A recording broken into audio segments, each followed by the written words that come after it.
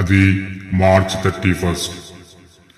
ఒక ప్రైవేట్ ఆఫీస్లో financial year ending అలాగే మంత్ ఎండింగ్ కావడంతో అకౌంటెంట్ అయిన స్నేహ ఆఫీస్ అవర్స్ అయిపోయినా కూడా పనిలో ఉండాల్సి వచ్చింది.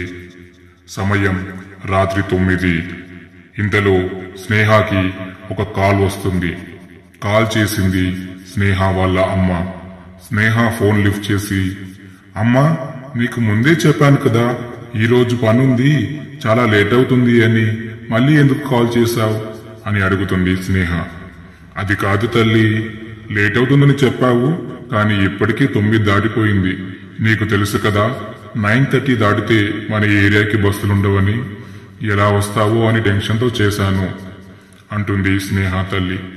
దాందేముంది, ఏ ఆటోనో క్యాబో బుక్ చేసుకుని వస్తాను, దానికెందుకు టెన్షన్ అంటుంది స్నేహ. అమ్మో, ఆటోల్లో క్యాబ్లోనా, అది ఈ టైంలో? వద్దు, రోజు జరుగుతున్న ఘోరాల్ని టీవీల్లో చూస్తూనే ఉన్నాం, అస్సలు క్యాబ్లో ఆటోలో మాత్రం రావద్దు అంటుంది స్నేహ తల్లి. సరేలేమ్మా, ఆటోల్లో క్యాబ్లో రాను అంటుంది స్నేహ. మరి ఎలా వస్తావు అని అడుగుతుంది స్నేహ తల్లి. మా బాస్ కూడా ఇక్కడే ఉన్నారు, తను కూడా వర్క్ అయిపోయేంత వరకు వెళ్లరు. ఒకవేళ వర్క్ తొందరగా అయిపోతే బాస్ని అడుగుతాను డ్రాప్ చేయమని, ఓకేనా అంటుంది స్నేహ. అమ్మయ్య, అలా చెప్పా బాగుంది. ఇంతకీ అడిగితే డ్రాప్ చేస్తారా అని అడుగుతుంది స్నేహ తల్లి. మా బాస్ చాలా మంచివారమ్మా, హెల్ప్ చేస్తారు, నువ్వేం టెన్షన్ పడకు అంటుంది స్నేహ. సరే తల్లి, కానీ ఒక్క మాట, మీరు వచ్చేటప్పుడు ఆ దయ్యం రూట్లో మాత్రం రావద్దు. అదే ఆ దయ్యం కాలేజ్ ఉంది కదా, ఆ రూట్లో మాత్రం అస్సలు రావద్దు. నీకు తెలుసు కదా ఆ రూట్ చాలా డేంజర్ అని అంటుంది స్నేహ తల్లి. తెలుసమ్మా. సరేలే, ఆ రూట్లో రాములే, వేరే రూట్లో వస్తాం, ఓకేనా అంటుంది స్నేహ. అమ్మయ్య, నాకు ఇప్పుడు ప్రశాంతంగా ఉంది.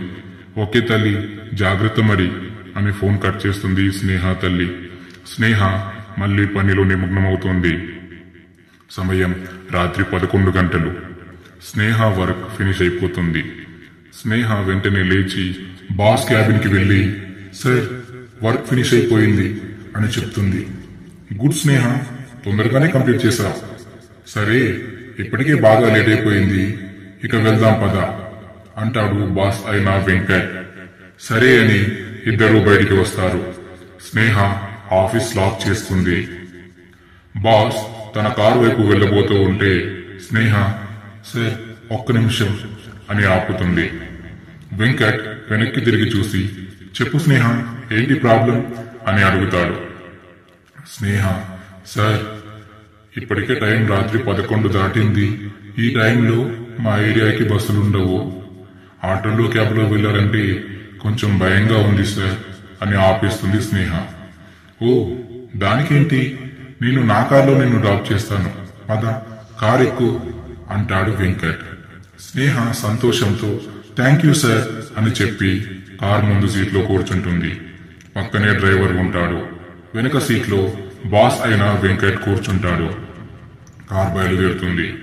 కొద్ది దూరం వెళ్లిన తరువాత కార్ని పక్కకి ఆపమంటాడు వెంకట్.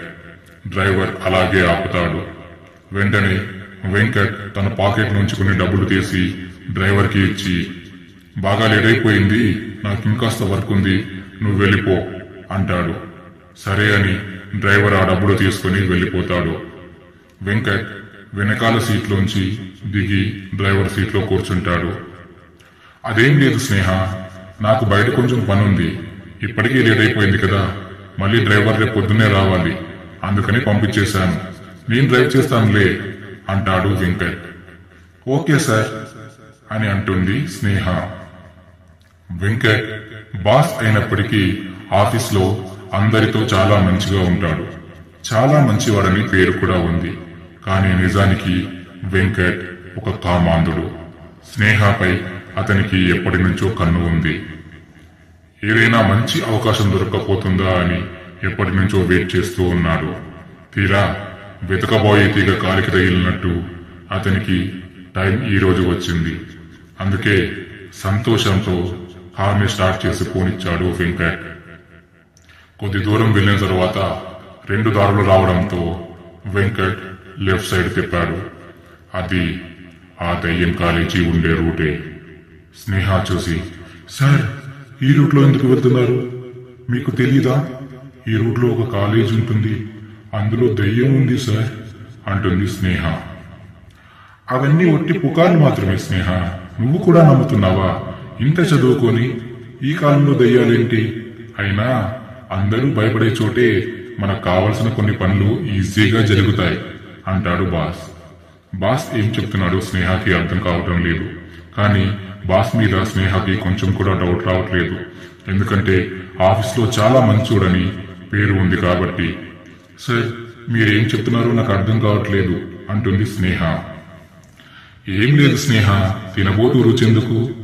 చెప్తాలే, లేదా నీకే తెలుస్తుంది పద అని బాస్ కార్ పోనిస్తూ ఉంటాడు. ఇంతలో ఒక సిగరెట్ షాప్ రావడంతో వెంకట్ కార్కి పక్కన ఆపి వెంకట్ ఆ పాన్ షాప్ లోకి వెళతాడు.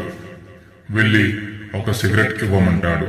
డబ్బులిచ్చి సిగరెట్ తీసుకుని వెలిగిస్తాడు. ఆ పాన్ షాప్ వ్యక్తి వెంకట్ ని విచిత్రంగా చూస్తాడు. అది చూసిన వెంకట్, ఏంటి అలా చూస్తున్నావు అని అడుగుతాడు ఆ వ్యక్తిని. ఏం లేదు సార్, ఈ టైంలో ఈ రూట్లో వెళ్తున్నారు? మీకు తెలీదా?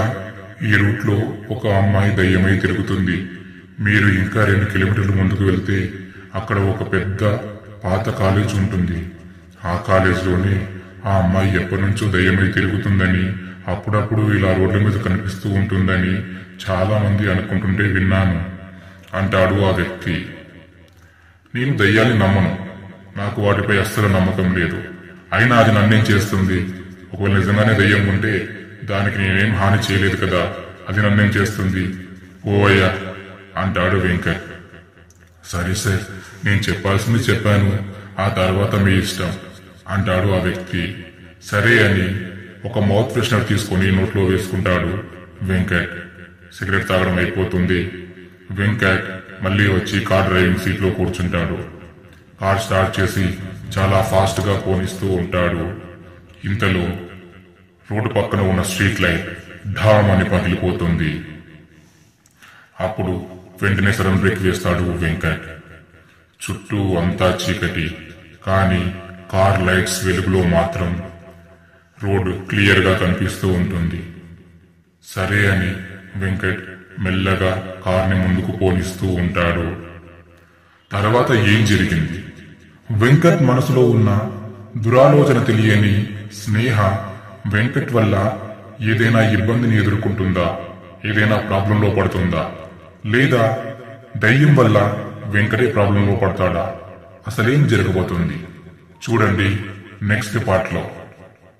కథ నచ్చితే దయచేసి నా ఛానల్ ని సబ్స్క్రైబ్ చేసుకొని నాకు సపోర్ట్ చేయండి.